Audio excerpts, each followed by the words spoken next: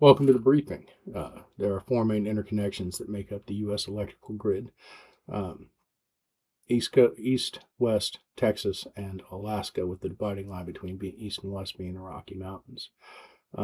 And there are multiple sources of electricity within this country, and honestly, nothing illustrates the diversity of that supply greater than the fact that for the three interconnections within the contiguous United States, there is a different type of electrical supply that is the biggest power generator for each of those.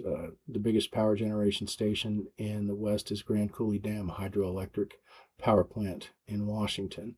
In the West, it is the Vote nuclear reactor or nuclear facility in Georgia. And then down in Texas, you have the W.A. Parish dual-fired power plant, which is coal and natural gas. Every industry, every person in this country that's not living off the grid, no pun intended, everything depends on the steady supply of electricity. And nothing moves. No one communicates. The military is greatly affected. The intelligence community goes dark for the most part without that steady, consistent supply of electricity. Beyond the interconnectedness of U.S. critical infrastructure, meaning that if the electric supply goes down, the rest of the critical infrastructure will soon follow. But besides that, there's no hypothetical wondering about what would happen to society in the event of large-scale blackouts. It has already been shown that there's a complete societal breakdown in the absence of electricity. The New York blackout in 1977, I believe only one person died, as if that wasn't enough, but there were 1,300 fires were set, hundreds of police officers were injured, there were over 4,000 arrests, $300 million in damage done, which would be $1.5 billion in today's money. The Texas deep freeze in 2021 did not lead to a societal breakdown, but 10 million people lost power due to the strain on the Texas electrical grid at temperatures dropping near zero in a place where that never happens and the grid wasn't protected from it. 200 people died. A lot of them froze to death in their own homes because, logically you would say, well, if you lose power in your house, go somewhere. But when everywhere is out of power, there's nowhere to go. And, a lot of people just don't have anyone that can help. So we already know that besides the risks, the vulnerability that we are put at when we lose power, we also know the society completely falls apart. People don't know or understand anything about where their electricity comes from by and large, but they know when they flip that switch, it better come on, and if it doesn't, they're going to lose their minds. There is no uniformity in physical or cybersecurity for all of the U.S. electrical grid. Nuclear power plants are almost as difficult to get into as military bases. And their cybersecurity is generally top of the line. But, it goes down from there. Dams are generally protected, defended more against disaster than they are against attack. Probably a perception issue, but the heads of the state agencies for dams in the United States have been working with CISA for the last few years in order to bring these up to a standard of defense and security that they should be at given their position as part of the U.S. critical infrastructure. Oil refineries. The largest oil refineries in the world are, again, like getting onto a military base or a nuclear power plant, but some of these smaller boutique refineries that in the aggregate make up a good part of the nation's energy supply are a person could just walk into them generally, if you have a little nerve and act like you know what you're doing. And there is an interconnectedness between oil refining and electricity, being that refineries require massive amounts of electricity in order to operate, and electrical power plants require massive amounts of fuel in order to generate electricity. That's why I mentioned them so prominently here. It's also worth pointing out that if you're going to attack the U.S. electrical grid, you wouldn't necessarily need to take down a power generating station. 16% of the U.S.'s electrical supply comes from coal. which means that if you want to take down a coal-fired power plant, you don't have to attack the power plant. You can attack the coal supply. You can attack the coal mine. You can attack the supply routes. And so it's necessary to secure every piece of the U.S. electrical supply. And then the greatest vulnerability within the supply of the 79, according to CISA, there are 79,000 electrical substations in the United States, many of them very isolated, most of them unmanned.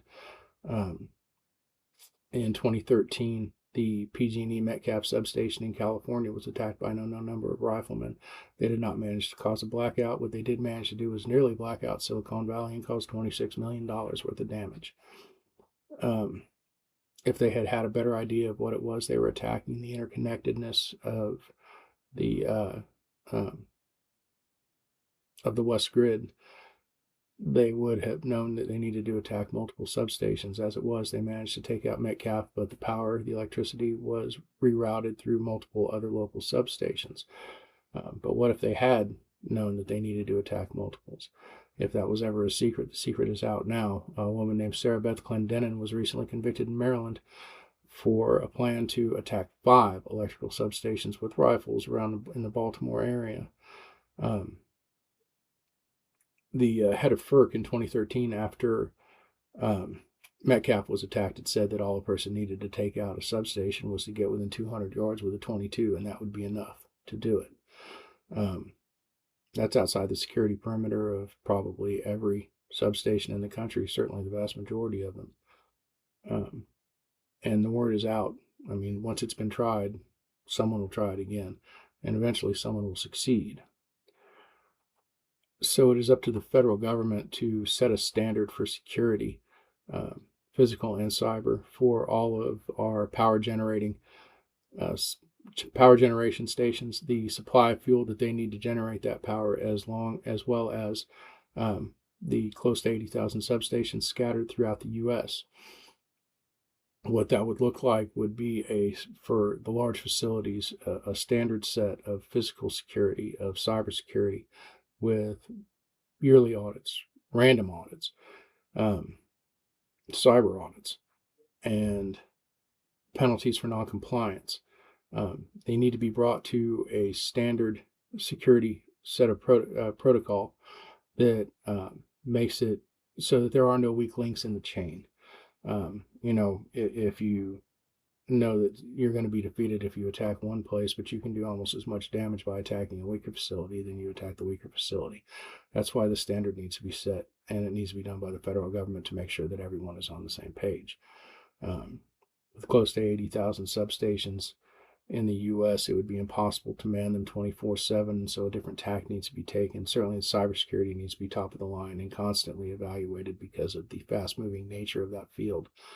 But to come up with random security patrols amongst the substations, they cannot follow any kind of set schedule. If you know it's going to be protected Monday through Friday during the day, then you attack on Saturday night. And so plan wherein these substations maybe aren't manned 24/7, but where an attacker never really knows when security is going to show up, or if they're already there, along with security sweeps, motion detectors, anything that we can do to cost effectively increase security and make it more difficult to attack these substations. I believe this is also a good opportunity for the U.S. electrical grid as a whole to try to get off network.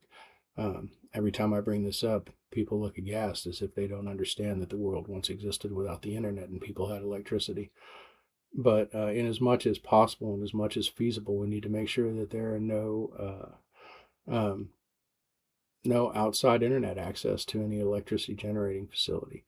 We want to make them unhackable rather than fighting a battle that can never be won. Trying to protect things from a cyber standpoint is a battle that eventually can only be lost. You never reach a point where you go, oh, that's it, we got it. We're safe now. And so I feel like the best move, one of the best moves, is to make it, in as much as possible, keep these facilities completely self-contained, air-gapped, force a hacker to physically invade the facility rather than trying to do it from outside. But The scope of the electrical grids makes this a daunting task, securing them certainly, and there can never be anything like 100% success.